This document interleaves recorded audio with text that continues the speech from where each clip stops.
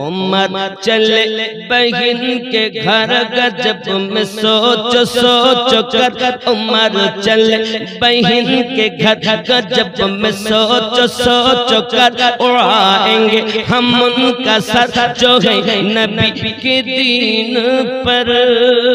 सुना है जब कुरान को खुदा के उस बयान को, खुदा के उस बयान को उमर ने भी कहा नबी नबी नबी नबी नबी नबी नबी नबी नबी नबी नबी।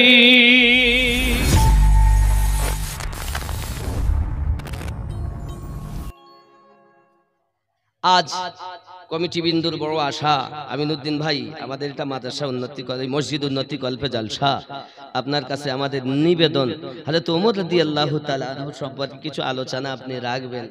আমরা ইনশাআল্লাহ চেষ্টা করব, কারণ তিনিও আমার এই তরিকতের একজন।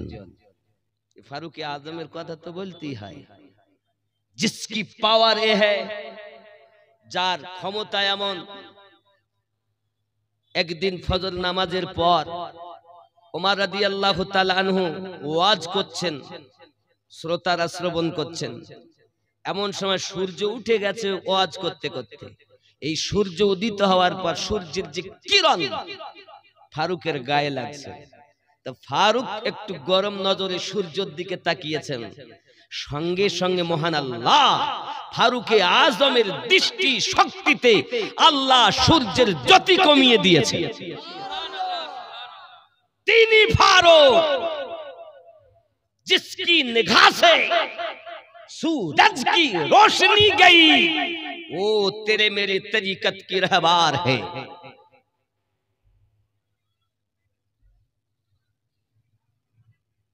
এখন ভক্ত মুরিদেরা বলছেন, হুজুর সূর্যের জ্যোতি জ্যোতি না থাকে তাহলে আমরা বাঁচব না, মরে যাব হুজুর। ইয়া হয় নাকি সূর্যের জ্যোতি কমে গেল, সকাল হইতে হইতে অন্ধকার হয়ে আসছে, জ্যোতি কমে গেল। ফারুক আজম মুস্কে হেসে বলছেন, তাই নাকি, তাই নাকি। এইভাবে মুস্কে হেসে সূর্য দিকে তাকিয়েছেন। মহান আল্লাহ পাক সঙ্গে সঙ্গে সূর্যের জ্যোতি পুনরায় ফিরিয়ে দিয়েছেন। জোরে আল্লাহুম্মা সাল্লি মাওলানা মুহাম্মদ ওয়া আলা আলি।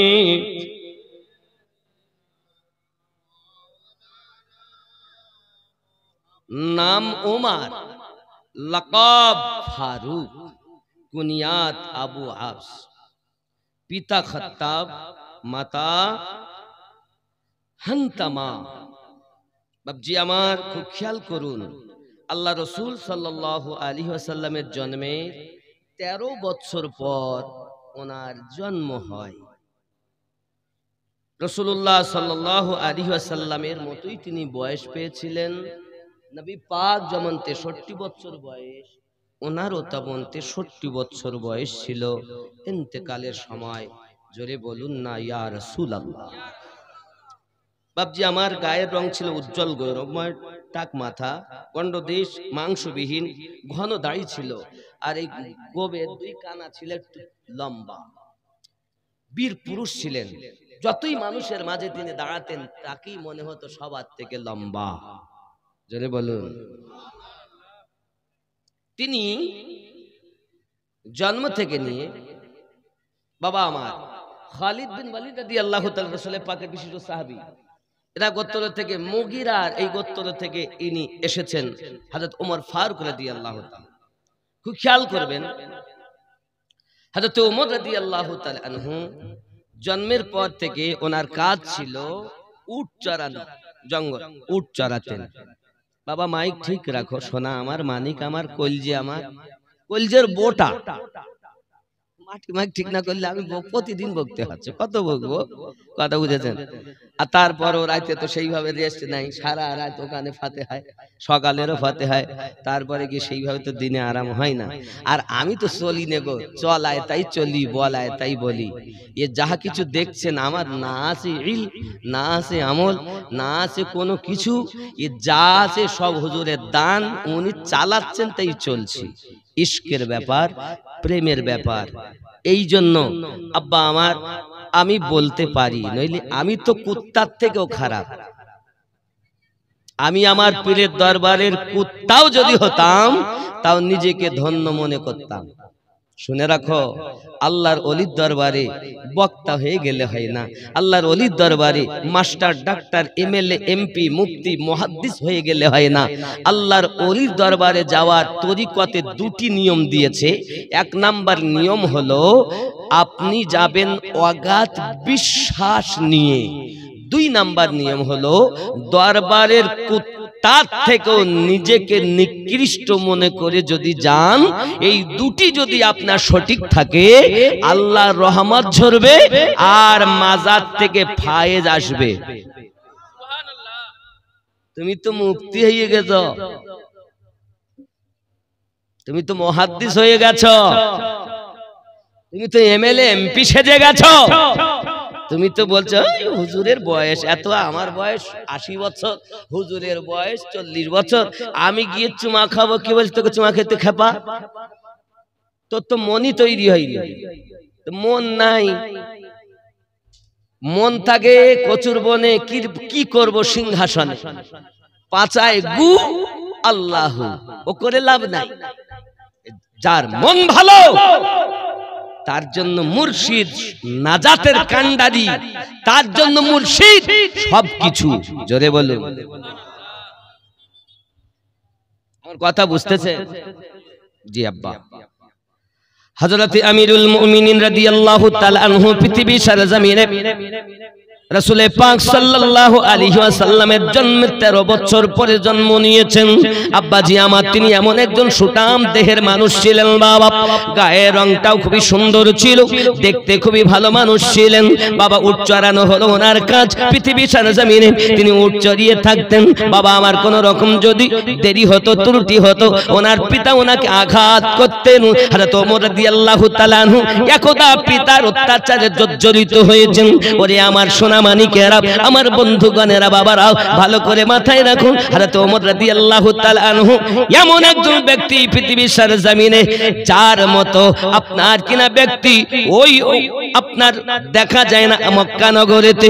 মক্কা নগরে ওমর রাদিয়াল্লাহু তাআলা আনহু আস্তে আস্তে যখন আপনার বড় হলেন, জওয়ান হলেন, আবু জাহেলের মতো দুশমন আব্বা আমার মক্কা নগরে রাসূল পাক সাল্লাল্লাহু আলাইহি ওয়াসাল্লাম ইসলামের দাওয়াত যখন দিতে আরম্ভ করেছেন বাবা, সঙ্গে সঙ্গে আমার নবী পাক আঘাত করে বিভিন্ন ভাবে, আল্লাহ পাকের রাসূলকে অত্যাচার করে আবু জাহেল বিভিন্ন ভাবে। কখন আমার নবী নামাজ পড়তেছেন, গায়ে পিঠের উপরে পচা উটের ভুঁড়ি আপনার পিঠের উপরে চাপানো হয়েছে। যে ঘরে আমার নবী আপনার নবী আরাম করতেছেন, ওই ঘরে দরজার কাছে আপনার পচা ভুঁড়িগুলো, নোংরা ময়লাগুলো আপনার রেখে দেওয়া হয়েছে।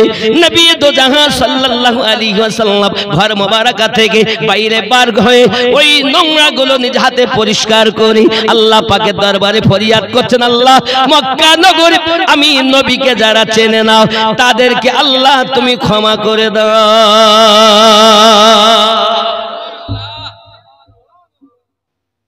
আপনার ঘরের দরজা, আপনার ঘরের দরজা যদি কেউ গরুর পায়খানা মানে গোবর দরজার মুখী যদি রেখে যায় তা আপনার কি মনে হবে? এই কে কাজ করেছে না, কে করেছে না? যদি কেউ বলে হ্যাঁ ওই আমিনুদ্দিন করেছে, তো ওর নামে বিচার হবে না? হবে না? আব্বাজি আমার, যদি কখনো মক্কা নগরে যাওয়ার আল্লাহ পাক নসিব দান করেন, মক্কা নগরে যাবেন, খানায় কাবার পরে আপনি মাকামে ইব্রাহিম দেখতে পাবেন। মাকামে ইব্রাহিম বলতে আল্লাহর নবী ইব্রাহিম খলিলুল্লাহর কদম মোবারকার ছাপ, ওই কদম মোবারকার ছাপের পরে আপনি পাবেন আপনার আবে জমজমের কুয়ার নল। কূপের নল, যে নল দিয়ে জমজমের পানি প্রবাহিত হয়, ওই নলটা ওভারটেক করে যাবেন সাফা মারওয়া। ওই সাফা মারওয়ার পরে আপনি আর ওই পিছনের দিকে যাবেন, ওইখানে দেখবেন আবু জাহেলের বাড়ি, যেটাকে হাম্মাম খানা বলা হয়, পায়খানা পেশাবের ঘর। আব্বাজি আমার ওইখান থেকে ওভারটেক করে সম্মুখে দেখতে পাবেন হলুদ রঙের একটা ঘর। এই ঘরটা হলো আমার নবী আপনার নবীর জন্মভূমি ঘর। এই ঘরে আপনার আমার নবী যখন বসবাস করতেন বাবা, দুশমনের দল এসে ওই ঘরের দরজার কাছে পচা ভুঁড়িগুলো রেখে যেত, ময়লাগুলো রেখে যেত, আপনার আমার নবী নিজ হাতে পরিষ্কার করে দিতেন। আম্মা খাদিজা রাদিয়াল্লাহু তাআলা না বলতেন, ইয়া রাসূলুল্লাহ, ইয়া হাবিবাল্লাহ, আপনার প্রতি কত তাদের দুশমনী, দরজার সম্মুখে নোংরা রেখে গিয়েছে, আমি খাদিজা পরিষ্কার করে দেই। আমার নবী বলেন, খাদিজা না না, চিন্তার কোনো কারণ নাই, আমার আল্লাহ পাক আল্লাহ তাআলা আমাকে দুনিয়া জমিনে পাঠিয়েছেন, আমি পরিষ্কার করে দেই। নবী আমার নিজে করলেন আর ফরিয়াদ করে করে বললেন, আল্লাহ আমার, রব আমার, আমার মক্কাবাসীর প্রতি গজব দিও না আল্লাহ, ইসলামটাকে বোঝার ক্ষমতা দাও।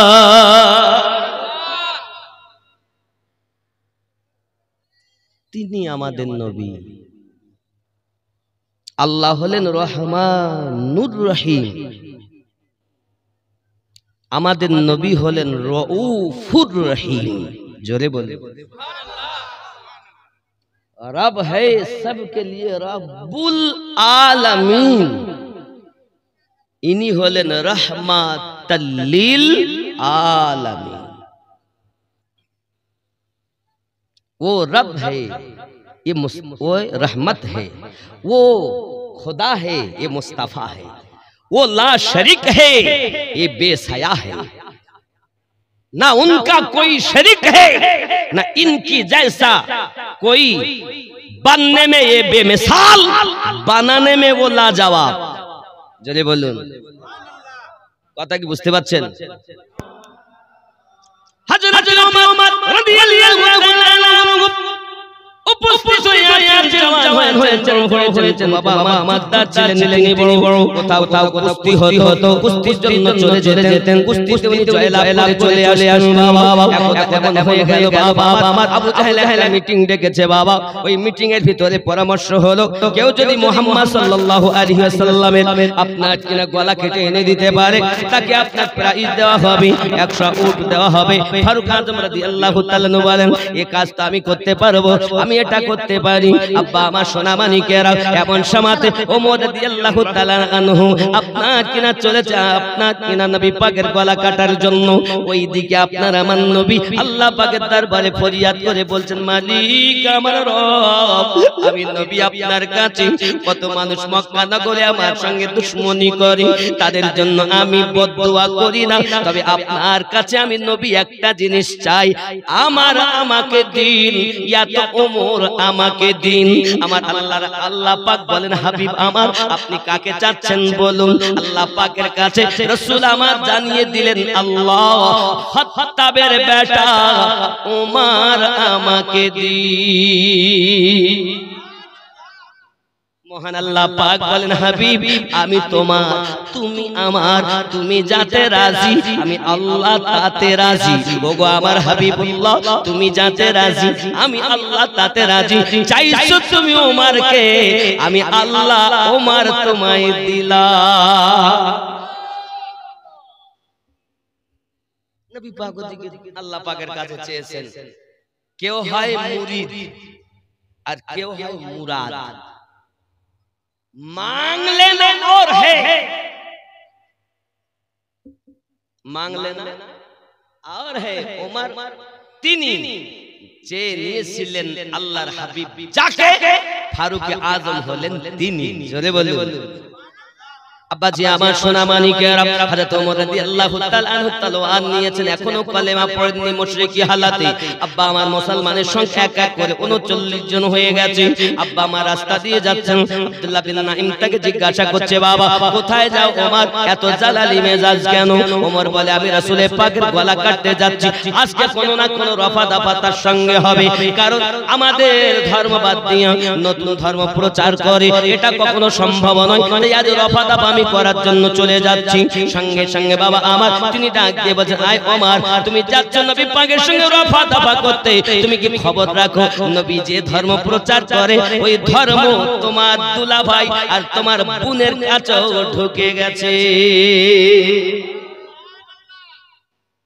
चले कत्ल को मार कहा किसी ने रोक कर कहा, चले हर किधर मिजाज है कि अर्श पर, जरा बगिन की लो खबर फिदा है वो रसूल पर, वो कह के रही है हर घड़ी नबी नबी नबी नबी नबी नबी नबी नबी नबी नबी नबी नबी। जोरे बोलो। जमालियात आपसे तजल्लियात आपसे तखय्युलात आपसे तसर्रुफात आपसे, वो जिस तरफ निकल गए फज़ा में फूल खिल उठे, जिस तरफ निकल गए फज़ा में फूल खिल उठे, कली कली पुकार उठी नबी नबी। जोरे बोलो। আব্বা আমার, আয় ওমর, তোমার দুলা ভাই তোমার বোন তারা তো ইসলাম গ্রহণ করেছে, রফা দফা করতে যাচ্ছ মুহাম্মদ সাল্লাল্লাহু আলাইহি ওয়াসাল্লামের সঙ্গে, যাও। ওমর রাদিয়াল্লাহু তাআলা আনহু বলেন, তাই নাকি? চললেন বোনের বাড়ি। আব্বাজি আমার ঘরে দরজার কাছে গিয়ে দাঁড়িয়েছেন, ভিতরে কোরআন মাজিদ তেলাওয়াতের আওয়াজ শোনা যায়। জোরে বল। এই যুবকেরা চক্রাজির কোলের মা খালা শুনে নিন, রাতের বেলা আমার নাম আমিনুদ্দিন আলী, দুটো কথা আপনাদেরকে বলে আমি চলি। ওরে আমার জননী, আমাদের ঘরে দরজার কাছে যদি কেউ এসে দাঁড়ায়, সিনেমার আওয়াজ পায়, সিরিয়াল দেখার শব্দ পায়, আল্লাহর কোরআন তেলাওয়াতের শব্দ পাই না, আমার জননী মায়েরা পৃথিবীর সরজমিনে বেশি বেশি করে যে ঘরে আল্লাহর কোরআন তেলাওয়াত হয়, আল্লাহ পাক ওই ঘরে রহমত বর্ষণ করে দেয়। আমাদের ঘরে কোরআন সিরিয়া, শুধু সিরিয়া, একটু সময় হলো সিরিয়া, সারা দিন বেটা ওই রকম হয়েছে, বিটি ওই রকম হয়েছে। আমার আব্বা আমার মা ভালো করে বুঝুন, ঘরের ভিতরটাকে আপনারা মরুভূমি ময়দান বানাবেন না, ঘরটাকে আপনারা আবাদ করুন, প্রেমের আবাদ করুন, ঘরে আপনি তালিম দিন, নিজেও তালিম গ্রহণ করুন, আল্লাহর কোরআন তেলাওয়াত করুন। যাই হোক না কেন বাবা ওমর রাদিয়াল্লাহু তাআলা আনহু দরজার সম্মুখে যখন শুনতেছেন আল্লাহ পাকের কোরআন তেলাওয়াত, এখন আপনার দরজায় আওয়াজ দিয়েছেন, আব্বা আমার আওয়াজটা শোনার পরে দেখা গেল হতভম্ব হয়ে গেলেন, আশ্চর্যান্বিত হয়ে গেলেন। আমার ভাইরা, এই যুবকেরা আমার, তিনি মক্কা নগরীর একজন বীর পুরুষ, বড় যোদ্ধা তিনি। আপনার নাঙ্গা তলোয়ার নিয়ে ঘোরাফেরা করতেন বাবা, খুব রাগান্বিত ছিলেন তিনি। এক জেদি মানুষ ছিলেন, যাহা বলতেন তাই করতেন। যেমন দেখুন অনেক বাচ্চা অনেক ছেলে আছে বাবা, যা বলে তাই করে, এমন রাগ তাদের বাবা, যা ইচ্ছা এটা দিতেই হবে, খাওয়া দাওয়া বন্ধ। বাপ আদর করে, বাবা টাকা নাই কোথা থেকে দেব, মা বলে বাবা কোথা থেকে দেব, আমি কিচ্ছু জানি না। এক বই ফারুক আজম রাদিয়াল্লাহু তাআলা আনহু এরকমই ছিলেন তৎকালীন। ইসলাম গ্রহণ করার পর পরিবর্তন হয়েছেন, কিন্তু প্রথমে এরকমই ছিলেন। এক যা বলবে তাই, যদি বলে তোরে মেরি খাও খাবো না, এখন হযরত ওমর রাদিয়াল্লাহু তাআলা আনহু বড় রাগান্বিত মানুষ, তিনি করলেন কি বাবা, দরজা যখন আওয়াজটা পেয়েছে তার বোনেরা সঙ্গে সঙ্গে আশ্চর্যান্বিত, উপায় নাই, দরজাটা খুলতে বলছেন, দরজা খোলো। আব্বা আমার কোরআন মাজিদটাকে আপনাকে সাইড করে রেখেছেন, রাখার পরে দরজাটা খুলে দিয়েছেন। ওমর রাদিয়াল্লাহু তাআলা আনহু জিজ্ঞাসা করে, বোন তুমি কি ধর্ম ত্যাগ করে দিয়েছো? এ বাবাজি আমার, এমন সময়তে আপনার কি না? উনি বলছেন, না আমরা ধর্ম ত্যাগ করব কেন, আমরা তো সঠিক ধর্মতে আছি। আব্বাজি আমার মার শুরু করেছেন, মারতে মারতে আঘাত করে দিয়েছে মুখের ভিতরে, আঘাত করে দিয়ে রক্ত যখন পড়তেছে বাবা স্বামীকে বাঁচানোর জন্য আপনার স্ত্রী যখন এগিয়ে গিয়েছে, ভাই আমার এমন করে আঘাত করো না, বোনটাকে আঘাত করে, আব্বা আমার তলোয়ারের উল্টা পিঠ দিয়ে দিয়ে বোনটাকে আঘাত করতেছে।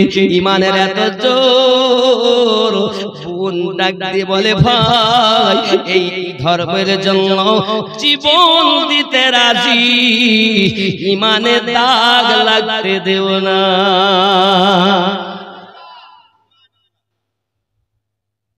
দিতে পারি। হযরত ওমর রাদিয়াল্লাহু তাআলা আনহু আঘাত করলেন, প্রচুর রক্ত পড়তেছে বাবা আমার সোনামানিক, রক্ত পড়ে তবু তাদের জবানে একই কথা, ইসলাম ধর্ম ছাড়তে পারবো না, কারণ যার দুধ ওমর ফারুক পান করেছেন তার দুধ আপনার কিনা হযরত ফাতেমা তিনিও পান করেছেন। ও সোনামানিকের আমার, এমন সময়তে দেখা গেল পৃথিবীর জমিনে একই জনার বা ভাই যেমন বোন তেমন রাগান্বিত।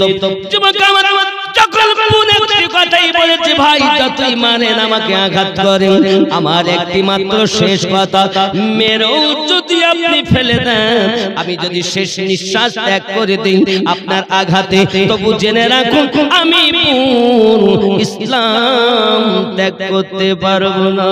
ওমর রাদিয়াল্লাহু তাআলা আনহু এই কথাটি যখন শুনেছেন তখন তার মনের ভিতরে একটা আসর হয়েছে, সঙ্গে সঙ্গে তিনি বলতেছেন, ওগো আমার বোন, কি তুমি পড়তেছিলে আমাকে একটু শোনাও না? বলে না না না, আপনাকে শোনানো যাবে না, ওই কালাম ওই কিতাব আপনাকে পবিত্র হতে হবে, গোসল করতে হবে। সঙ্গে সঙ্গে বোন আপনাকে না ভাইকে বলে, ভাই তখন বলে আমি ওযু করতে জানি না, গোসল করতে জানি না। ওনার নিয়ম শিক্ষা দিলেন, ওমর ওযু আপনার করে পবিত্র হয়ে এসে বসেছে। বোন কোরআন মাজিদ তেলাওয়াত শুরু করে দিয়েছে। যদি বলুন না ইয়া রাসূলুল্লাহ।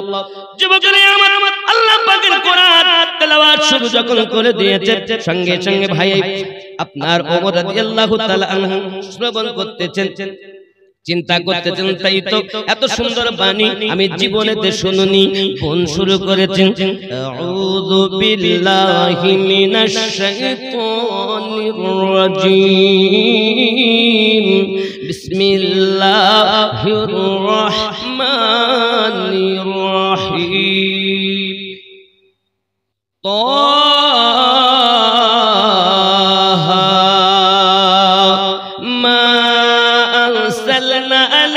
القرآن لتشقى إلا تذكرة لمن يخشى تنزيلا ممن خلق الأرض والسماوات الأولى الرحمن على العرش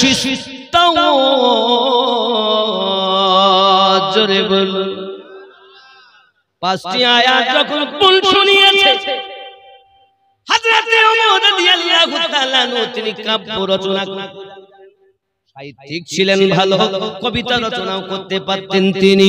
ওমর রাদিয়াল্লাহু তাআলা বলেন, বোন রে, এটা কোন কবির কাব্য হতে পারে না, এটা কোন সাহিত্যিকের কোন কথা হতে পারে না, দুনিয়ার কোন মানুষের রচিত কথা হতে পারে না। বলে আমার বোন, যে কথা তুমি পড়তেছো, যেটা তুমি বলতেছো, এটা দুনিয়ার কোন মানুষের রচিত নয়, এটা মনে হয় এটা আসমানি ভাষা, এটি আসমানি ভাষা। বোন তুমি আর একবার আমাকে পড়ে পড়ে শোনাও। এই জন্য তো কবি বলা হয়, বলে की लिखे देखो, उम्मत चले बहन के घर गजब में सोच सोच कर, उम्मत चले बहन के घर गजब में सोच सोच कर, उड़ाएंगे हम उनका सर जो है नबी के दीन पर। सुना है जब कुरान को खुदा के उस बयान को, खुदा के उस बयान को उमर ने भी कहा, नबी नबी नबी नबी नबी नबी नबी नबी नबी नबी नबी नबी।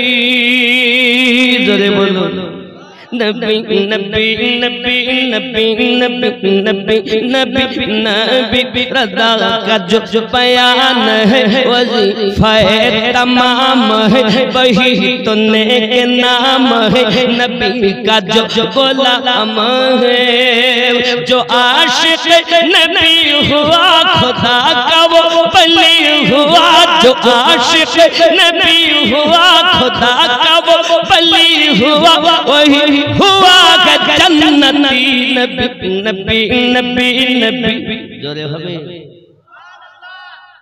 ওমর রাদিয়াল্লাহু তাআলা বলেন কালেমা পড়ছো আমাকে একটু কালেমা পড়িয়ে দাও ये দুনিয়ার কোনো মানুষের না এসেছিলাম গর্দান দেব এখন আমি গর্দান দেব দেবে নাটা কেন আল্লাহর হাবিব তো চেয়েই নিয়েছেন ওমরকে জোরে বলুন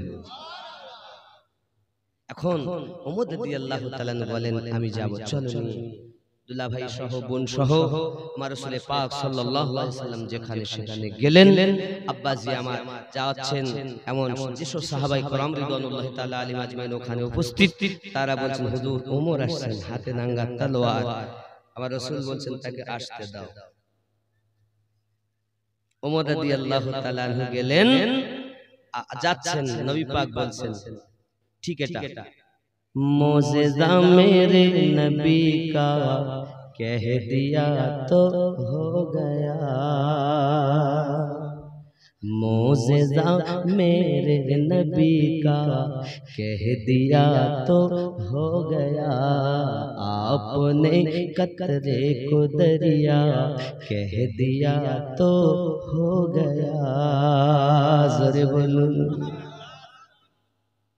हाथ में तलवार लेकर आए जब हजरत उमर हाथ में तलवार लेकर आए जब हजरत उमर आ मेरे दामन में आ जा मेरे दामन में आ जा कह दिया तो हो गया मोज़ेज़ा मेरे नबी का कह दिया तो हो गया उमर आशेन बोलें आ मेरे दामन में आ जा कह दिया तो कौन चोखे देखेছিলেন তিনি काटे से गला काटिए दिलेन जोरे बोले मोज़ेज़ा मेरे नबी का कह दिया तो हो गया आपने कतरे को दरिया कह दिया तो हो गया मुस्तफा से है खुदा को प्यार कितना देखिए मुस्तफा से है खुदा को प्यार कितना देखिए खानाए काबा को क़िबला खानाए काबा को क़िबला कह दिया तो हो गया मोज़ेज़ा मेरे नबी का कह दिया तो हो गया ज़ोरे बोलो है आरो ख्याल करूं बाबा मोज़ेज़ा मेरे नबी का कह दिया तो हो गया आपने कतरे को दरिया कह दिया तो हो गया नारे तकबीर नारे तकबीर नारे रिसालत नारे रिसालत नारे हैदारी नारे हैदारी हजरत कारी मौलाना अमीनुद्दीन नक्शबंदी साहेब नारे तकबीर नारे रिसालत मोज़ेज़ा मेरे नबी का कह दिया तो हो गया आपने कतरे को दरिया कह दिया तो हो गया मस्जिद नबवी में घर से आपके मिंबर तलक मस्जिद नबवी में घर से आपके मिंबर तलक आप आपने जन्नत का टुकड़ा, आपने जन्नत का टुकड़ा कह दिया तो हो गया। सुभान अल्लाह, सुभान अल्लाह। मेरे नबी का कह दिया तो हो गया, अपने कतरे को दरिया कह दिया तो हो गया। ज़ोरे आप दीदा थे बवक्ते असर जब हजरत अली, आप दीदा थे बवक्ते असर जब हजरत अली। डूबा सूरज को पलट आ, डूबा सूरज को पलट आ कह दिया तो हो गया। मेरे नबी का कह दिया तो हो गया। ज़ोरे बोलून सुबहानाल्लाह। হুজুর কালেমা পড়িয়া আমাকে ইসলামে দাখিল করিয়ে নিন। রাসূল করিম সাল্লাল্লাহু আলাইহি ওয়াসাল্লাম কত খুশি হলেন। ফারুক আজমের কালেমা পড়াতে আসমানের ফেরেশতারাও খুশি। ওমর আসছেন, ওদিকে আল্লাহ পাকের রাসূলের কাছে ওহী, হুজুর ওমর আসছেন।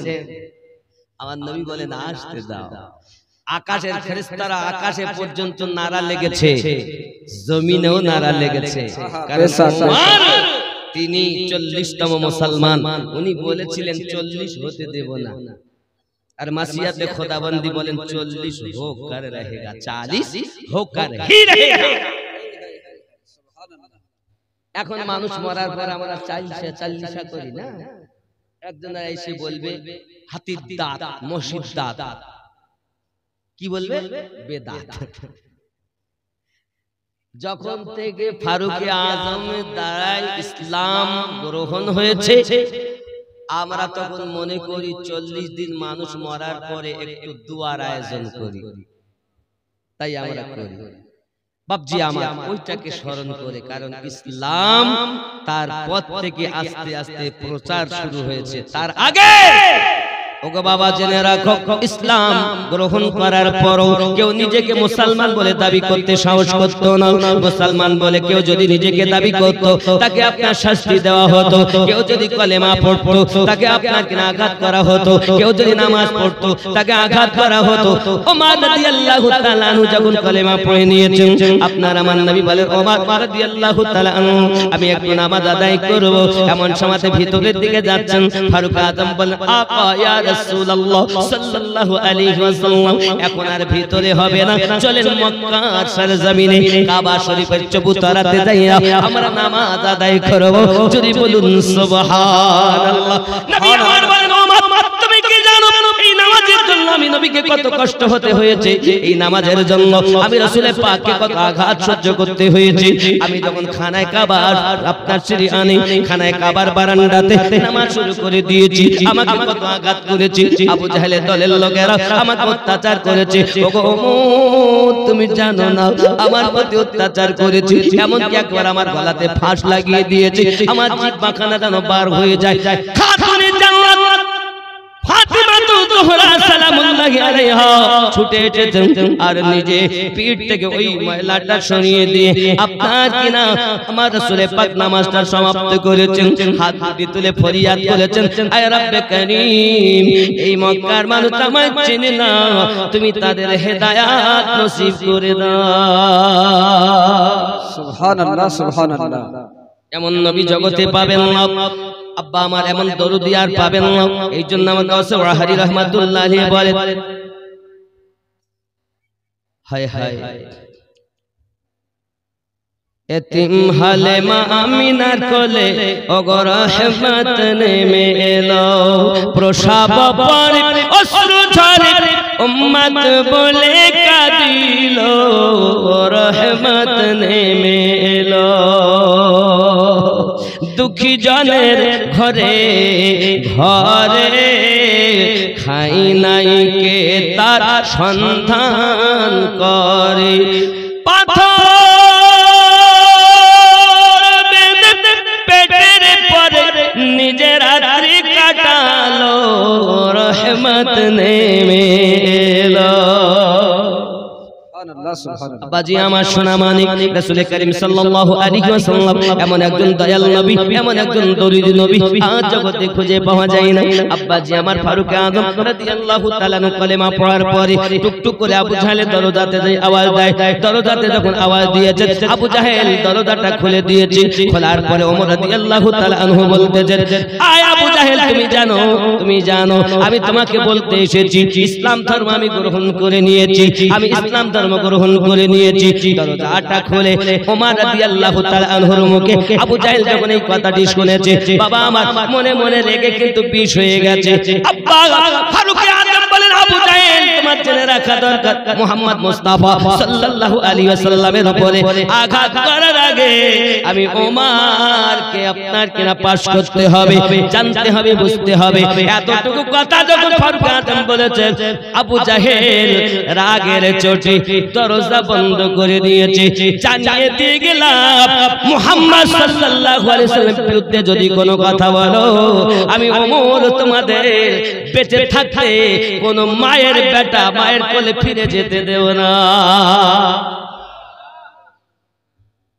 আবু জাহেল থেকে বাপ হারা আব্বাজি আমার এবার তারা দলবদ্ধ ভাবে লেগে গেল আব্বাজি আমার মুহাম্মদ সাল্লাল্লাহু আলাইহি ওয়াসাল্লামের প্রতি আপনার আঘাত করার জন্য। এমনকি 3 বছর পর্যন্ত শিয়াবে আবু তালেবে থাকতে হয়েছে। আপনার আমার নবী সাল্লাল্লাহু আলাইহি ওয়াসাল্লাম মক্কা থেকে আপনার মদিনায় হিজরত করবেন, তার আগে আপনার কিনা পাঠিয়ে দিলেন। হে যুবকেরা আমার, অনেক ঘটনা এখানে রয়ে গেছে। আমার নবী সাল্লাল্লাহু আলাইহি ওয়াসাল্লাম ওমর রাদিয়াল্লাহু তাআলা আনহু কালেমা পড়ে নেওয়ার পরে বড় খুশি হলেন, বড় আনন্দিত হলেন। এনার ভিতরে আপনার কিনা পাওয়ার কত দেখুন, এনার ভিতরে কত আপনার মুহাব্বতের পাওয়ার আল্লাহ পাক দান করেছেন। ওমর রাদিয়াল্লাহু তাআলা একদিন মসজিদ নববীর ভিতরে আপনার খুতবা দিচ্ছেন, আর খুতবা দিতে দিতে বলছেন, ইয়া সারিয়াতাল জাবাল। কি বলছেন? এখন মক্কার ওরা তো মদিনার মানুষ, আরবিয়ান মানুষ, আরবি ভাষা ওনারা বোঝেন। আমি আমিনুদ্দিন বাঙালি, আপনারা বাঙালি। আমি যদি কোনো কথা বলতে গিয়ে বেশি শব্দ বলি তা আপনারা বুঝতে পারবেন না? পারবেন কি পারবেন না? আব্বাসি আমার ফারুক আযম যখন এই কথা বললেন, ওরা তখন বলছে এই কথা কেন? খুতবার পরে জিজ্ঞাসা করতেন, ফারুক আযম আপনি এই কথা বললেন কেন যে সারিয়া জাবল পাহাড়ের দিকে খেয়াল করো, এ কথা বললেন কেন? তো ফারুক আযম বলেন, আবার আপনারা শুনবেন? থাকো, শুনতে হবে না, বলতেই আপনাকে হবে, কারণ আপনি খুতবা দিচ্ছেন, বেশি শব্দ বলছেন। কোথায় সেই জাবলা পাহাড় আর কোথায় মসজিদ নববী? আপনি এখান থেকে আওয়াজ দিচ্ছেন। উনি বলছেন, আমি এখানে খুতবা দিতে দিতে ওনাকে দেখতে পাচ্ছি। যারা ওয়াহাবিরা বলে না যে দেখতে পায় না, সাহাবী বলছে দেখি, আর ওয়াহাবি বলছে দেখে না। আমরা সাহাবীকে মানি, ওয়াহাবিকে মানি। জোরে বলুন। সাহাবী বলছেন আমি দেখছি। কি দেখছেন?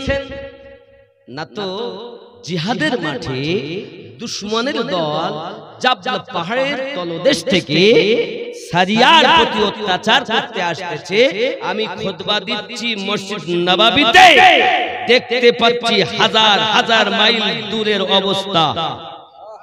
জোরে বলুন। যুবক, আপনি যদি বলেন দেখে না, তো আপনি ওয়াহাবি। মানলে আবু বকর, না মানলে আবু ঘাড়ে লাঠি মারবে। মানা না মানা আপনার ব্যাপার। আমরা সাহাবীকে মানি, ওয়াহাবিকে মানি না। আব্বা আমার খেয়াল করুন, হযরত ওমর রাদিয়াল্লাহু তাআলা আনহু যখন এই কথা বলেছেন, তখন মক্কার মানুষ, এই মদিনার মানুষ বলে তাই কি সম্ভব? সবাই তো মেনে নেবে না। প্রেম যার আছে, মনে করুন আপনি যাকে ভালোবাসেন তার সবটাই আপনাকে ভালো লাগে। তার পায়জামা তার ভালো লাগে, টুপি তার ভালো লাগে, দাড়ি তার ভালো লাগে, কথা তার ভালো লাগে। কেন? ভালোবাসা আছে। আব্বা ওমর রাদিয়াল্লাহু তাআলা ইশক করেন, ভালোবাসেন।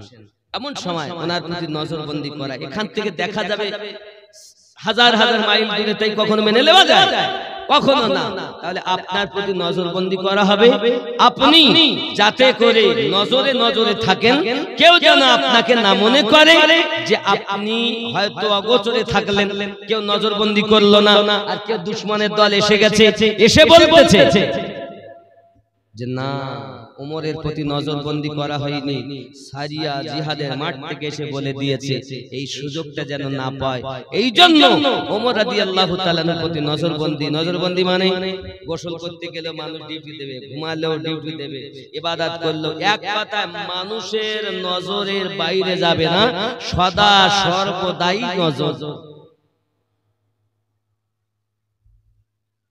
মানে এক কথা ওয়াহাবিদের জবান বন্ধ করে দেওয়ার জন্য মদিনার নিয়ম। আব্বা এমন সময় ফারুক আযম রাদিয়াল্লাহু তাআলার প্রতি এই নজরবন্দি করা হলো। বেশ কিছুদিন অতিবাহিত হলো। হযরতে সারিয়া রাদিয়াল্লাহু তাআলা জিহাদের মাঠ থেকে ফিরে এলেন, জিজ্ঞাসা করছেন এলাকার মানুষ আলাদা স্পেশাল ডেকে নিয়ে, আচ্ছা আপনি কোথায়? আমি জিহাদের মাঠে গিয়েছিলাম। আচ্ছা অমুক দিন অমুক টাইমে শুক্রবার এই সময়ে আপনার কি হালাত ছিল? তিনি বলছেন আমি ওখান থেকে দেখতে পাচ্ছি যে ওমর আমাকে আওয়াজ দিচ্ছেন, ইয়া সারিয়াতুল জাবাল, সারিয়া তুমি জাবল পাহাড়ের দিকে খেয়াল করো। এই আওয়াজটা শুনে আমি দুশমনের মোকাবিলা করেছি। জোরে বলুন সুবহানাল্লাহ, সুবহানাল্লাহ। হাদিসে নববী থেকে এটাই পাওয়া গেল। বাবা বিশ্বাস আপনার খেয়াল করুন, হাজার হাজার মাইল দূরে ফারুক আযম রাদিয়াল্লাহু তাআলা দেখতেছেন, ঠিক এই রকম ভাবে আমার রাসূল আযম নবী রাহমাতুল্লাহ আলাইহি হাজার হাজার মাইল দূরে তার ভক্ত মুরিদকে দেখতে পেতেন। জোরে বলুন।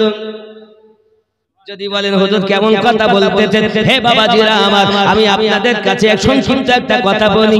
আমার রাসূল আযম ওয়াহাদি রাহমাতুল্লাহ আলাইহি, আলিমউদ্দিন নকশবন্দি রাহমাতুল্লাহ আলাইহি, ওনার একটা খাদেম ছিল, নাম ছিল তার আবু তালেব চৌধুরী। আপনারা যারা ভক্ত মুরিদ তারা জানেন। খেয়াল করেন, আমি আমার মুর্শিদের কথা কেন বলতেছি জানেন? আপনাদের অনেকের নজরে হয়তো মুর্শিদাবাদ পীর নাই, আপনি এরকম মনে করবেন বাবা আমি আপনাকে বলবো না যে ওখানে পীর আছে, তবে এতটুকু বলবো ভালো একটা অন্তর যদি আপনি তৈরি করতে পারেন, ওয়াহারের দরবারে জিন্দা ওলি আছে, আপনি বুঝতে পারবেন। আল্লাহ আপনি তো মরা, আপনি কি চিনবেন? এখন আবু তালেব চৌধুরী সাহেবের বড় ভাইয়ের নাম মৌলভী শওকত আলী মারহুম। উনি ছিলেন মাস্টার। এখন মাস্টার মানুষ আপনার স্কুলে যাওয়ার আগে নিজের যে জমি আছে কলা বাগান, দেখে কলা পেকে গেছে, এক কাঁধি কলা বাড়ি কেটে এনে রেখে গোসল করে অন্য কিছু দিয়ে ভাত খেয়ে স্কুলে গেছে। স্কুল থেকে বাড়ি এসেছে, সেই সন্ধ্যা হয়ে গেছে। রাতের বেলাতে আপনার বিবি খেত দিয়েছে, একটু মিষ্টি, আগে একটু মিষ্টি খেতে ভালোবাসতেন, কলা গুড় হ্যান ত্যান, জব মাজলা আটা ভুট্টা খাওয়া মানুষ তো, কি বুঝলেন? এখন খেতে দিয়েছে, তা বলছে কলা কই? কলা তো ওনার ছেলে পিলে একটু বেশি, 10-11টা ছেলে ছেলে সব খেয়ে ফেলেছে, বাচ্চারাই খেয়ে ফেলেছে, কলা নাই। তখন একটু রাগ হয়ে গেছে, আমি পেরিয়ে আনলাম, কলা পেলাম না, হাতে লাঠি ছিল, কলা তেলটা রাখতে পারিস না, কথা বুঝেছেন? এ কথাটা এই আঘাত খেয়ে স্বামী যদি একটু মন ক্ষুণ্ণ হয় তাহলে বিবিরা কিন্তু ব্যথা পায়। আজকালকার বিবি না, এখনকার বিবি তো একটা স্বামী থাকলে কোয়াড লাইনে আরো 3টে আছে। এখনকার স্বামী তো তাই, খালি একা বিবির দোষ দিবে।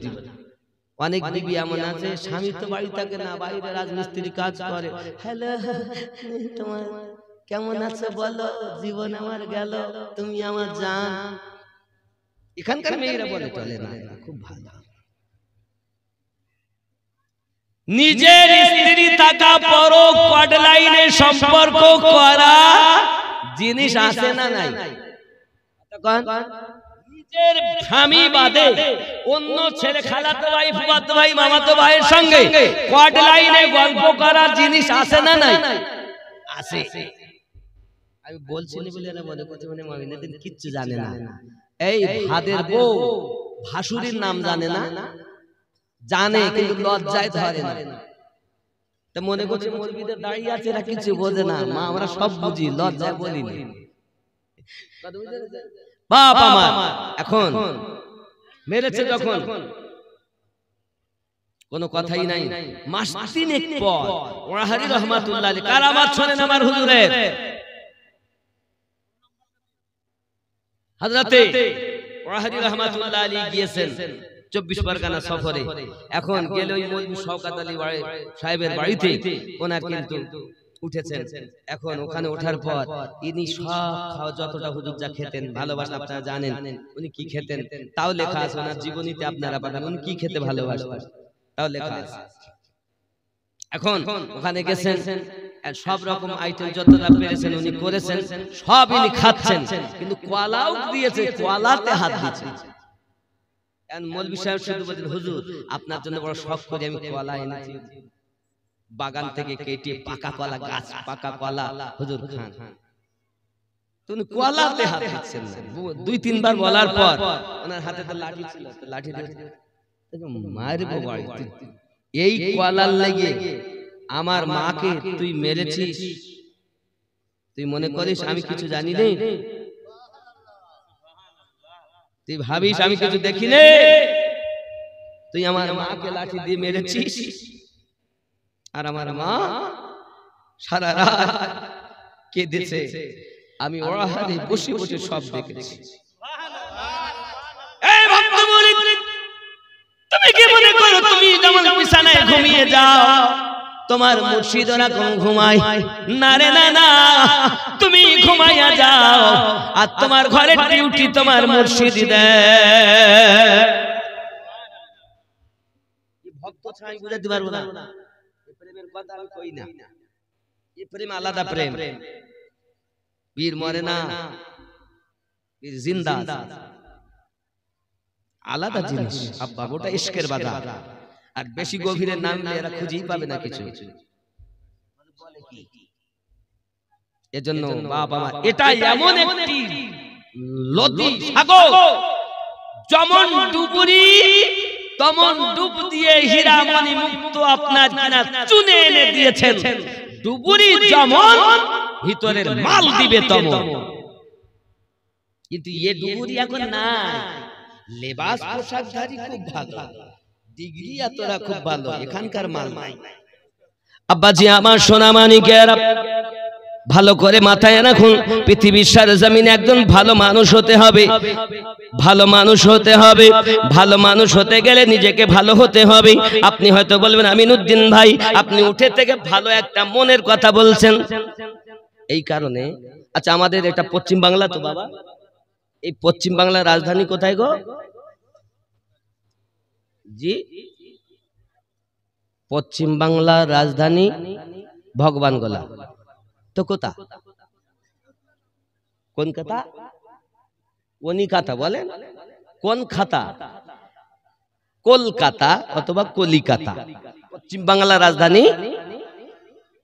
আর ভারতের রাজধানী দিল্লি, দেহলি যাই বলেন, যেটা বুঝলেও। তবে মনে রাখবেন যেই দেহলি বলুক আর দিল্লি বলুক ওর মন ওইদিকে টেনেছে, এখানে না, ওই সেই দেশে, নাকি বলেন?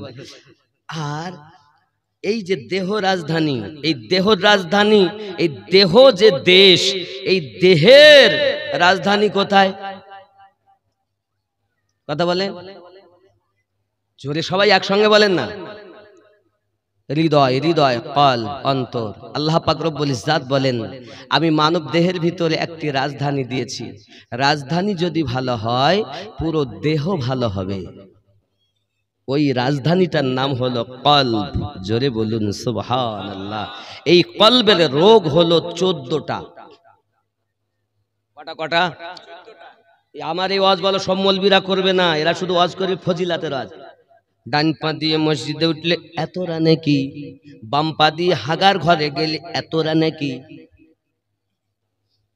পেশাবের দোয়ায় এতটা নেকি, পায়খানার দোয়ায় এতটা নেকি, মসজিদে ঢোকার দোয়ায় এতটা নেকি। কিন্তু আমার এই ওয়াজ খুব কম লোকই করে, খুব কম।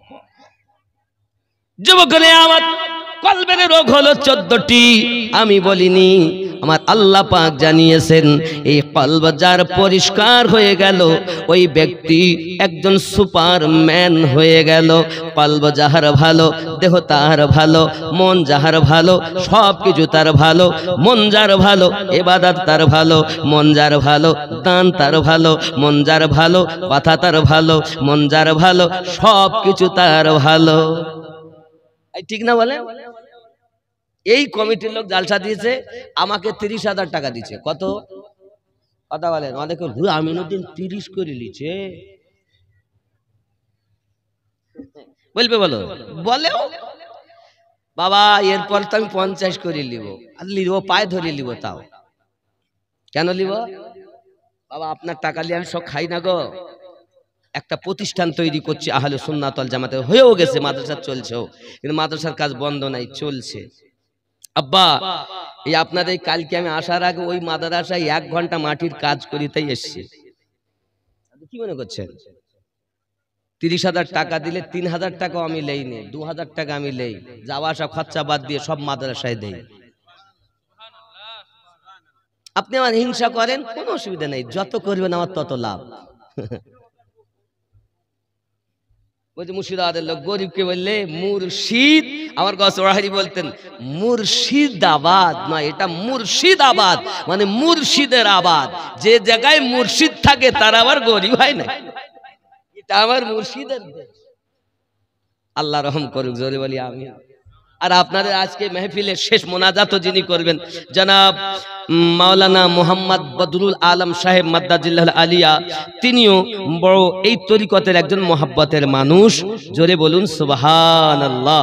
বাবা আমার এই কলবের রোগ হলো 14টা। কয়টা? ও বাবা ইউটিউব দেখে দেখে বড় মৌলবীদের ওয়াজ শুনতেছ, নামাজ আছে, দাড়ি আছে, টুপি আছে, হজ আছে, যাকাত আছে, কিন্তু ভালো একটা মন নাই। জেনে লাও, আল্লাহ পাক বলছেন 1 নাম্বার কলবে মারিদ অর্থাৎ রুগ্ন অন্তর, সূরা তওবা আয়াত নাম্বার 125। ভালো করে বুঝবেন, আজ আমি ফারুক আজমের করব, কিন্তু এটা অন্তরটা বলে নেই। বলবো না ছেড়ে দেব? বলবো। আব্বা আমার 1 নাম্বার কলব বললাম, কলবে আপনার কি নাম মারিদ অর্থাৎ রুগ্ন অন্তর, সূরা তওবা আয়াত 125। 2 নাম্বার কলবে মাকতুম অর্থাৎ মোহর মারা অন্তর, সূরা আল বাকারা আয়াত নাম্বার 7। 3 নাম্বার কলবে গাফেল অর্থাৎ গাফেল অন্তর, সূরা আল আরাফ আয়াত নাম্বার 179। কয়টা রোগ বলা হলো? 4টি।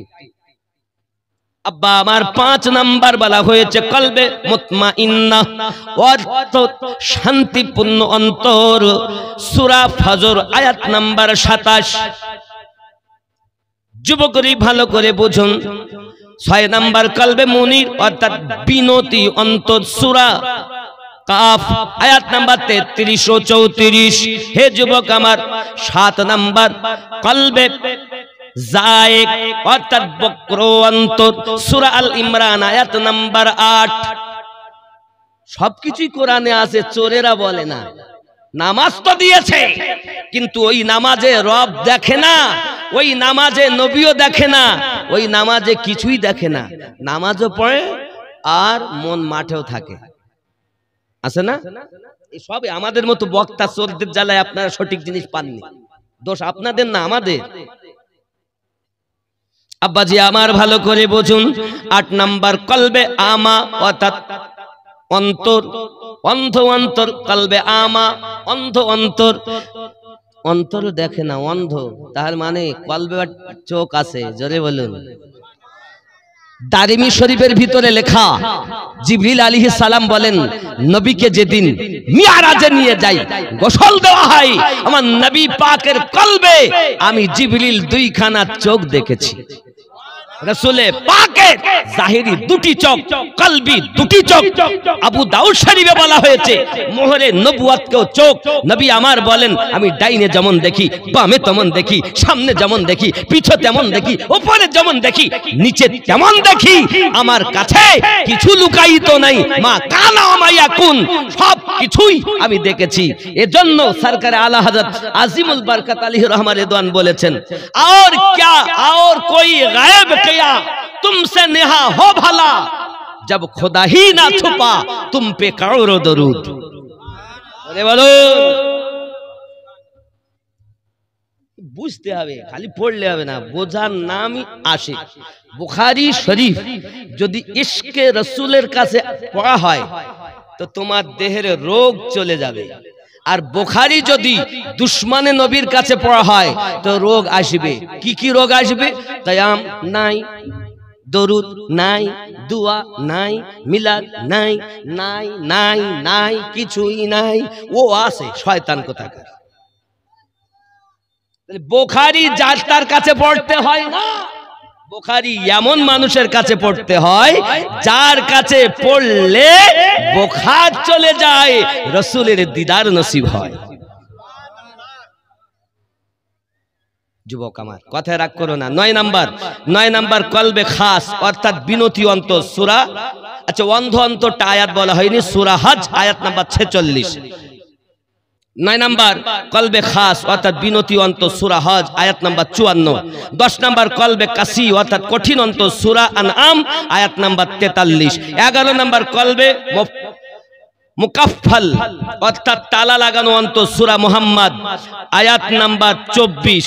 12 নাম্বার কলবে মনসুর অর্থাৎ পর্দা পড়া অন্তর সূরা আনআম আয়াত নাম্বার 25। 13 নাম্বার গালিজুল কলব অর্থাৎ কঠোর অন্তর সূরা ইউনুস আয়াত নাম্বার 88। 14 নাম্বার কলবে মারিন অর্থাৎ জং ধরা অন্তর সূরা মুতাফফিফিন আয়াত নাম্বার 13। এই 14 প্রকারের কলবে রোগ যার আছে ওই ব্যক্তি নামাজ পড়লো, নামাজ হইল না রে তোর, নামাজের নিলি না খবর। মন্ত্রী ধরলি নামাজ, পড়লি নামাজ সারা জীবন ভোর, নামাজ হইল না রে তোর। মসজিদেতে আজান দিলে সবার আগে যাও, মসজিদ থেকে বাইরে এসে সুদের টাকা খাও, নামাজ হইল না রে তোর, নামাজের নিলি না খবর। মন্ত্রী ধরলি নামাজ, পড়লি নামাজ সারা জীবন ভোর, নামাজ হইল না রে তোর। নামাজ তুমি ধর্ম জানো, চুরি তোমার পেশা, ওই নামাজ তোমার কবুল হবে কেমনে করলে আশা, নামাজ হইল না রে তোর, নামাজে নিলি না খবর।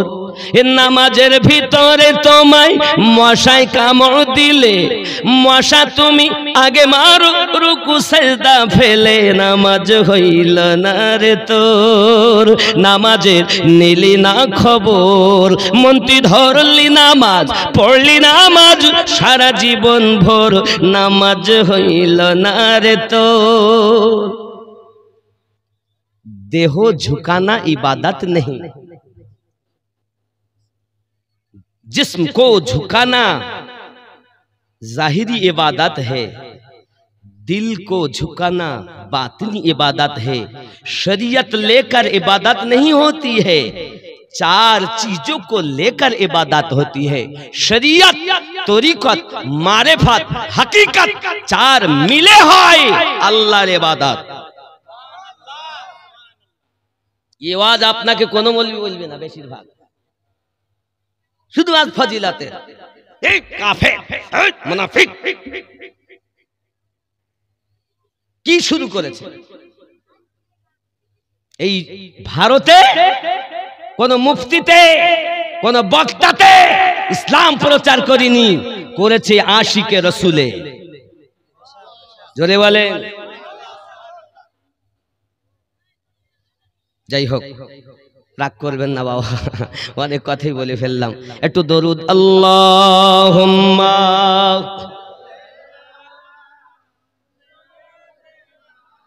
মাওলানা মুহাম্মদ ওয়া আলা আলি সাইয়্যিদিনা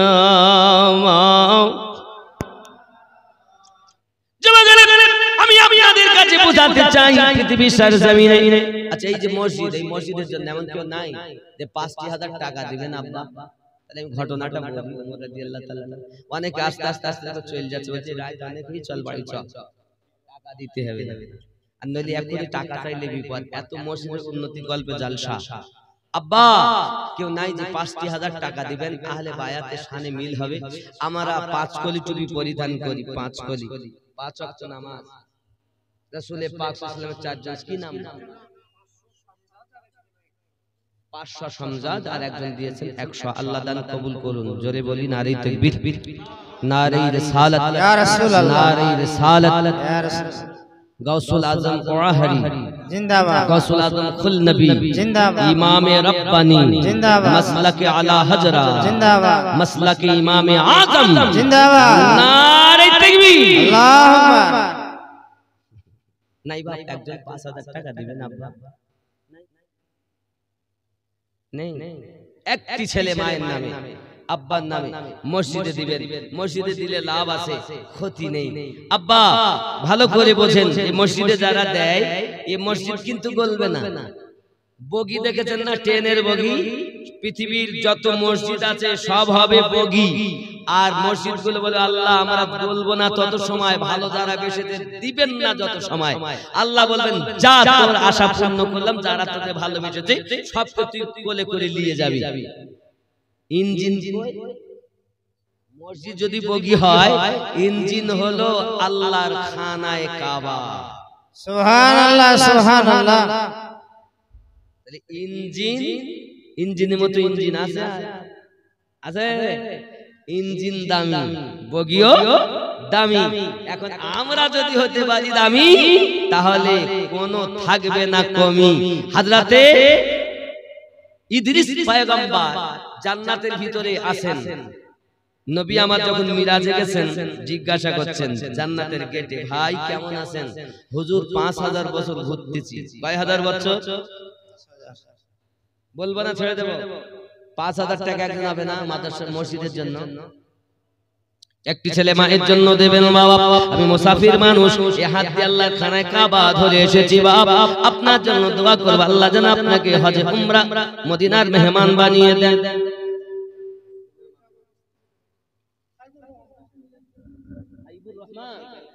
৫০০ টাকা নগদ, এটা স্ত্রী দিয়েছেন ৫০০ টাকা, আপনি ৫,০০০ দিবেন। নারী তাকবীর, আল্লাহু আকবার, নারী রিসালাত, ইয়া রাসূলুল্লাহ। দানকারী দাতা জোরে বলুন মারহাবা। আল্লাহ রুজিতে বরকত দিন, আল্লাহ হায়াতকে দারাজ করুন, বালা মুসিবত দূর করে দিন। আল্লাহ পৃথিবীর সরজমিনে সংসার ওনারে সুখের বানিয়ে দিন। আসমানি বালা থেকে হেফাজত করুন, জমিনি বালা থেকে হেফাজত করুন। জোরে বলি আল্লাহুম্মা আমিন। লা ইলাহা লা ইল্লাল্লাহ, লা ইলাহা ইল্লাল্লাহ, লা ইলাহা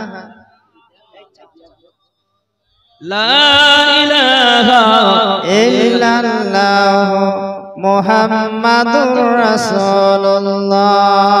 লা ইলাহা ইল্লাল্লাহ, লা ইলাহা ইল্লাল্লাহ, লা ইলাহা ইল্লাল্লাহ মুহাম্মাদুর রাসূলুল্লাহ।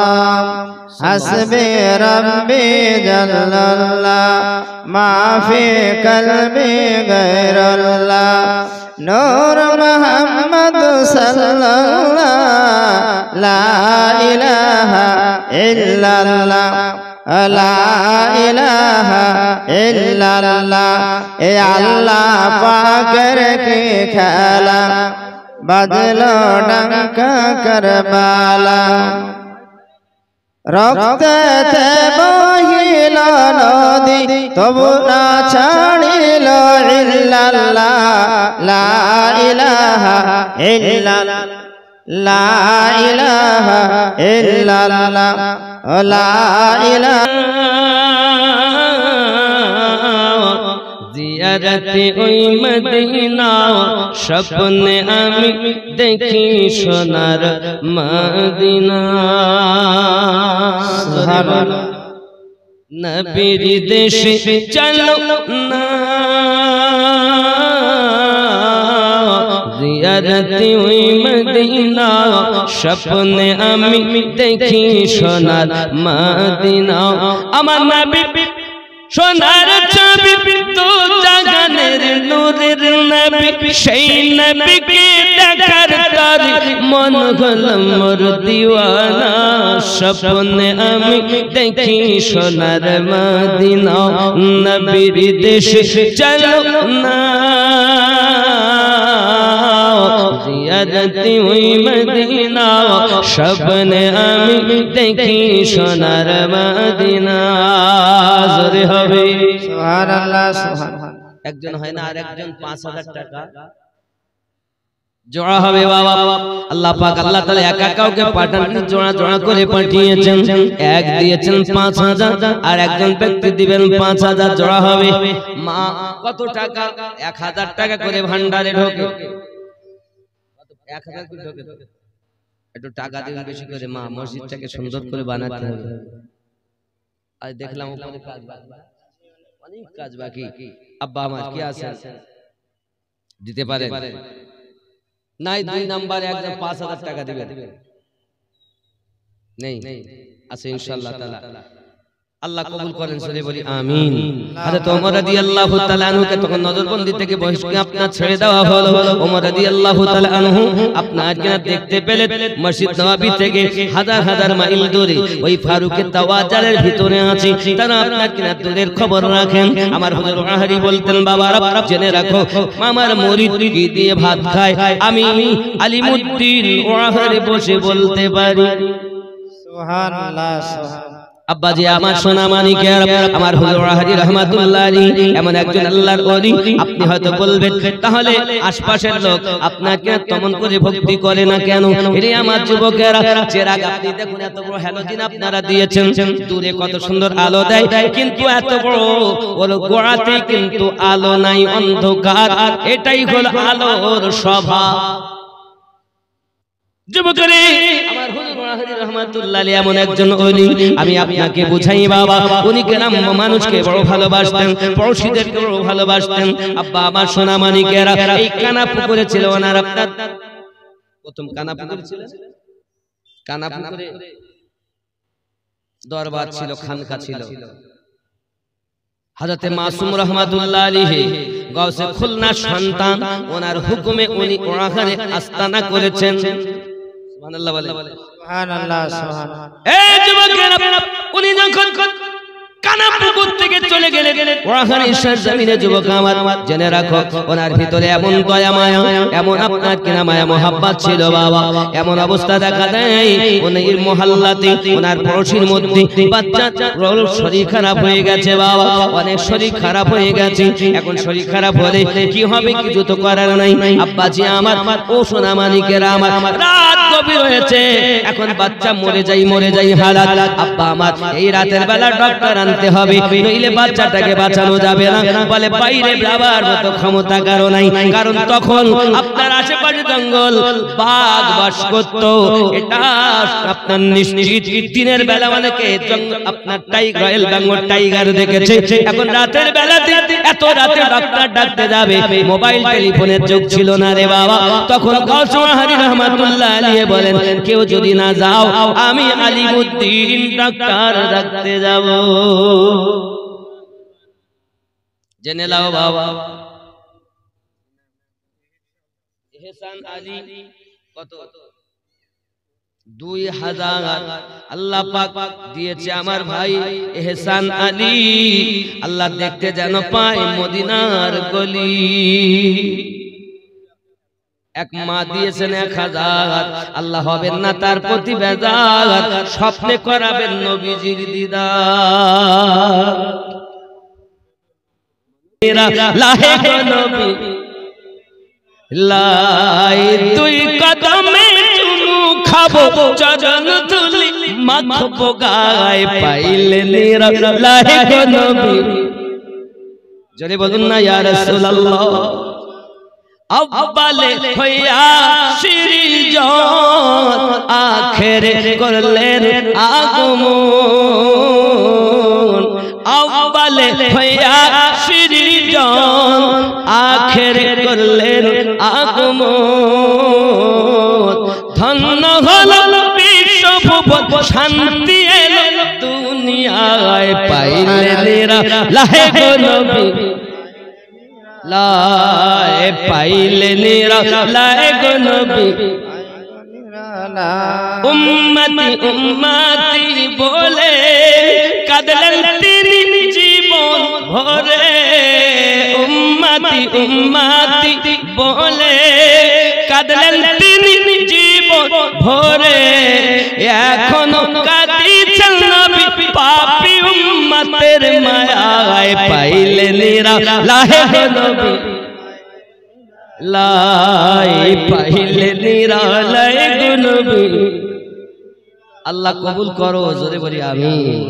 হায় হায় আশিক আর মাসুক, খেয়াল করেন না হযরত আবু বকর রাদিয়াল্লাহু তাআলা যখন গারে হীরা গুহায়, খেয়াল করেন অথবা আপনার সেই হীরা পাহাড়ে সুর, আমি উঠেছিলাম মক্কাতে বহু দূরে, এখন ওই পাহাড়ে আমার নবী পাককে গুহার ভিতরে নিয়ে কি গজল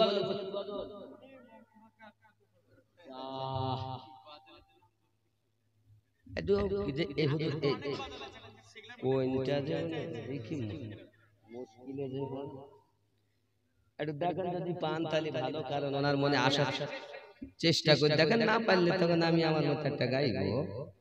বুঝতে পেরেছেন? চিন্তা নেই। এখন হযরত ওয়াহাদি রাহমাতুল্লাহ আলাইহি বেরিয়েছেন গিয়েছেন একটা লন্ঠন হাতে, লন্ঠন আপনার লন্ঠন বোঝেন তো, লন্ঠন ভেতরে আপনি নিয়ে যাচ্ছেন, দিয়ে যেতে যেতে যেতে যেতে বাবা কিছু দূর গেছে না, জঙ্গল থেকে রয়্যাল বেঙ্গল টাইগার কাটা চাকা চাকা দাগ বাইরে বেরিয়ে এসেছে। আমি হইলে পেশাব করে ফেলতাম না, হাগা বেরিয়ে যেত মনে হয়। এত রাতে ওই জন্য একটু ভয়, হুজুর চুপ করে দাঁড়িয়ে আছেন, আপনার আমার পীর দাঁড়িয়ে আছেন, সুবহানাল্লাহ বলুন। বাঘ দাঁড়িয়ে, হুজুর দাঁড়িয়ে। আমি যেটা বলছি ওনার জীবনীতে আপনি পাবেন, আসছে জীবনী আসছে, আমি শুধু আপনাদের অ্যাড দিয়ে যাচ্ছি। এটা কি একজন মা তার নানার নামে 600 টাকা দিয়েছেন, আল্লাহ কবুল করুন, জোরে বলি আমিন। মসজিদের ডালি এবং রঙের জন্য আদা ও মসজিদের আপনাদের তালি কতটা মতো লাগবে বাবা? এক এক মানে পরিমাণ মতো বলতে হবে, যে আমাদের 20 ব্যাগ এটা লাগে, একটা ব্যাগে কয়টা থাকে? 6টা না 4টে? 40 পেটি। এক এক পেটিতে কতটা মানে কত টাকা করে দাম দেন? 800 থেকে 1000 টাকা দাম। আচ্ছা 1000 টাকাই ধরে, বলতে পারছি না কত দাম। আচ্ছা বাপ 1000 টাকা হয় না, এক পেটি টালির দাম দেবেন, দিলে কি হবে? এই আপনার ওই টালির উপরে বসে আল্লাহর বান্দা ইবাদত যখন করবে, যতদিন পড়বে, কবরে শুয়ে শুয়ে সওয়াব সাদকায়ে জারিয়া পাবে। জোরে বলুন না সুবহানাল্লাহ। আব্বা 1000 টাকা হবে না আব্বা আমার সোনা? বাবু মুকুল ইসলাম, আপনি কি গাড়ি চালান? আল্লাহ, মুকুল ইসলাম টোটো চালায়। 3 দিন থেকে আমার নাম শুনতে চান, মনে মনে নিয়ত করেছে আজকে যা আমার ইনকাম হবে ওই ইনকাম সব আমি মসজিদে। সুবহানাল্লাহ সুবহানাল্লাহ। আল্লাহ দেখি কত 30 তাহলে 80 130 নাকি 3 4 930 টাকা হচ্ছে মনে হচ্ছে, নাকি না বেশি হচ্ছে? তাই তো না দেখেন 5 6 7 8 9 9 30 তাই তো আমি বললাম নারী তাকবীর আল্লাহু আকবার নারী রিসালাত ইয়া রাসূলুল্লাহ নারী রিসালাত ইয়া রাসূলুল্লাহ আল্লাহ দান কবুল করুন আমার ভাই মুকুল সাহেব তিনি আপনার টোটো চালায় নিয়ত করেছে যা পয়সা আজকে হবে সব আমি মসজিদে দেব আল্লাহ তার দান কবুল করুন দুলতে বরকত দিন গরিব মানুষ ব্যবসা বাণিজ্যতে বরকত দিন আল্লাহ দিদারে মদিনা নসিব করে দিন আমিন নারে কি নাম বাবা সাগর 500 টাকা আল্লাহ কবুল করুন বলি আমিন বলেন আপনি বলেন একজন 100 টাকা দিয়েছে ও নূরে মুহাম্মদ রাসূল আরবি নায়েবে পরওয়ার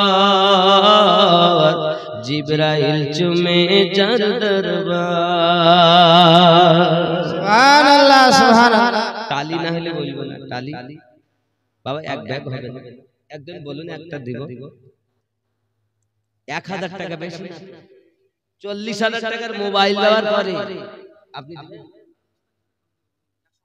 এক সপ্তাহ পর মোহাম্মদ মুস্তাকিম আসেন 1000 এক ব্যাগ তালির দাম নারে তাকবীর আরো জোরে নারে রিসালাত নারে রিসালাত আল্লাহ দান কবুল করুন এক ব্যাগ তালির দাম 1000 টাকা দেবে আল্লাহ কবুল করে দিন জোরে বলি আল্লাহুম্মা আমিন বাবা 2 নম্বরে একজন হয় না তালি দেবেন কি নাম ইমদাদুল হক 2 নম্বরে এক ব্যাগ তালি দিবেন আল্লাহ কবুল করে নিন আল্লাহ যতদিন এই মসজিদে নামাজ হবে কবরে শুয়ে শুয়ে সওয়াব পাবে 2 নম্বরে এক ব্যাগ তালি হয়েছে নারে তাকবীর 3 নাম্বার একজন হয় না বাপ জলদি বলুন কি নাম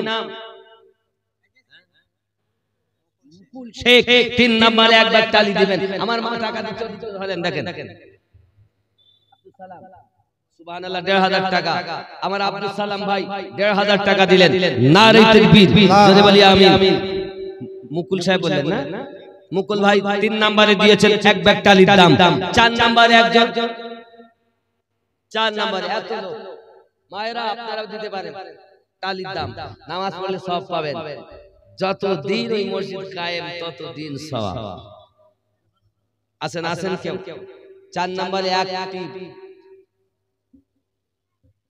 নাই 1000 টাকা বেশি চাই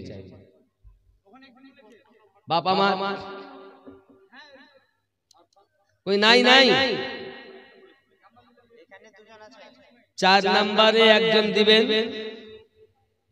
4 নম্বরে কি নাম শামীম মোহাম্মদ শামীম শেখ 4 নম্বরে 1000 টাকা দিবেন এক ব্যাগ তালির দাম দিবেন আল্লাহ কবুল করুন জোরে বলি আমিন নারে তাকবীর আল্লাহ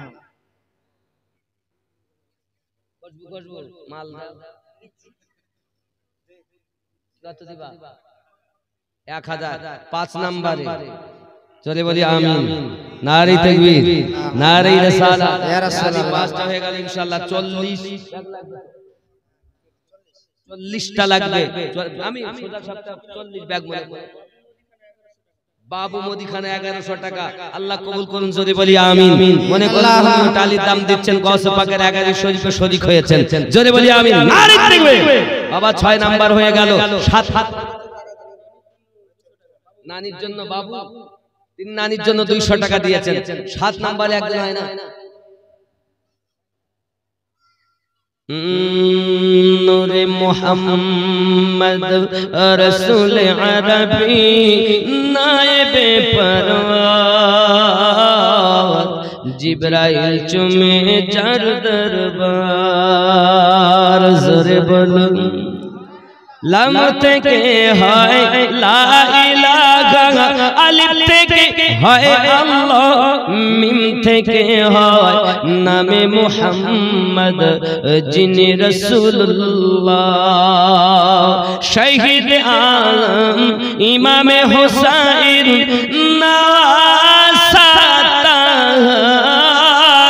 জিবরাইল চুমে যার দরবার নূরে মুহাম্মদ रसूल अरबी नायबे परवार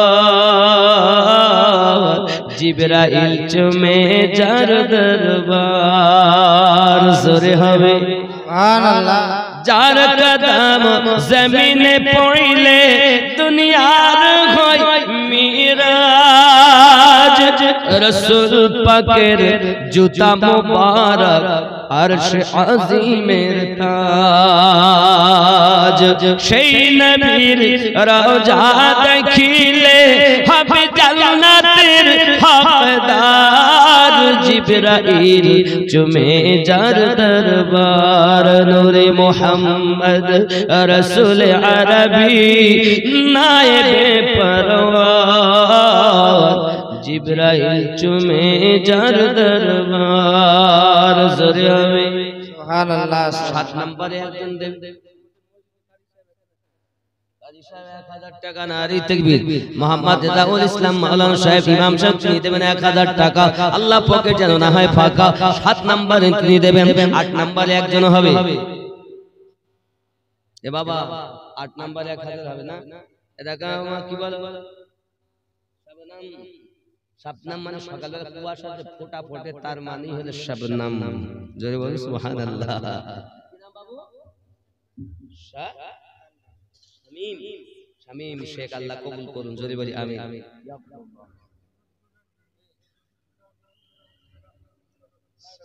কি নাম আপনার সম্রাট শেখ না করিব Taif Kaif Kaif Hossain 2 bag cement তার নামে তার পিতা দিবে ওই টালি দিবে 2 ব্যাগ মানে দুটো তাহলে 7 হয়ে গেছে 8 9 8 আর 9 আপনার বলে ছেলেটা যেন কাইফ হোসেন যেন আমার মতো গজল পড়তে পারে এটা হলো দোয়া ফি আমানিল্লাহ আল্লাহ আপনার আশা পূর্ণ করুক আল্লাহ একটা কথা মনে পড়ো আমার ওয়াহাদি রহমাতুল্লাহ আলাইহির পীর মুর্শিদ তার পীর মুর্শিদ তার পীর মুর্শিদ তার পীর মুর্শিদ এইভাবে ইমামে রব্বানি হুজুরের পীর মুর্শিদের নাম খাজা বাকিবিল্লাহ রহমাতুল্লাহ আলাইহি আর খাজা বাকিবিল্লাহ রহমাতুল্লাহ আলাইহির কাছে একজন নানওয়াই গিয়েছেন বলে বাবা আব্বা মৃত্যু 1 2 3 4 5 আব্বা শোন এদিকে বাবা তুমি 500 টাকা আব্বার নামে দিয়েছো তার কিছু দিয়ে না 500 দিবা এক সপ্তাহ পরে আর 500 টাকা দিলে টালি এক ব্যাগ হয়ে যাবে 500 দিয়ে দেবে 500 লিখে দাও তাহলে 10 নাম্বার আপনার নাম কি নাম 2 ব্যাগ টালি 2000 টাকা নাম নজরুল ইসলাম 11 আর 12 নারে তাকবীর নারে রিসালাত রাসূলুল্লাহ আল্লাহ কবুল করুন জোরে বলি আমিন আল্লাহুম্মা আমিন আব্বা আমার রাগ করলেন লা ইলাহা